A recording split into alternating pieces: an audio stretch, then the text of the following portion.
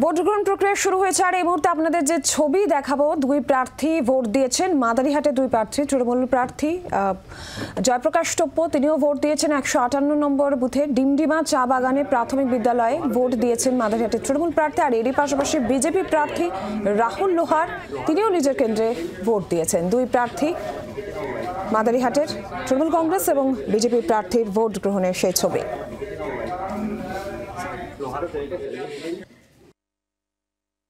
আমি এইবারও খুব তাড়াতাড়ি সকাল সকাল ভোট দিয়ে এলাম।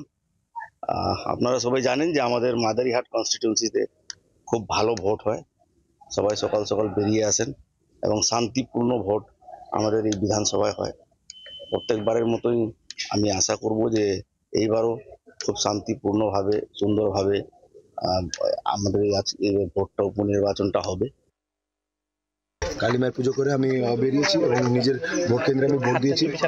আর আজকে আমি মনে করি এটা সত্য অসত্যের আজকের লড়াই, এটা শুধু ভোট না। কারণ যেভাবে পশ্চিমবঙ্গের মধ্যে মহিলাদের উপর রেপ মার্ডার করে ধর্ষণ করে রেপ মার্ডার করা হয়েছে, তার জবাব দেওয়ার আজকের দিন। কারণ আর এই দিনটাই হচ্ছে তৃণমূলের পতনের দিন। আমি মনে করি এই 24-এর ইলেকশনটা আমরা জিতবো, এটা সেমিফাইনাল, এবং 2026-এ আমরা এই টিএমসি সরকারকে পশ্চিমবঙ্গ থেকে একদম দূরে সরিয়ে দিব। কারণ মহিলারা সুরক্ষিত না, বাগানের অবস্থা খারাপ আছে।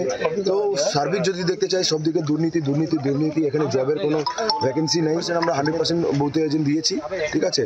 তো এখন পর্যন্ত শান্তিপূর্ণ আছে। সকাল সকাল দুই একটা জায়গায় ওরা চেষ্টা করেছিল, আমরা police observer, general observer, election কমিশনে কমপ্লেন করার পরে এখন পর্যন্ত ভোট দিন, নিজের গণতান্ত্রিক অধিকার প্রয়োগ করুন। ভোট দিয়ে সেলফি পাঠান আমাদের স্ক্রিনে দেওয়া নম্বরে, পাঠান আপনার সেলফি, আপনার ভোটদানের ছবি দেখাবো আমরা। বাংলার আওয়াজ, বাঙালির আবেগ, জি 24 ঘন্টা।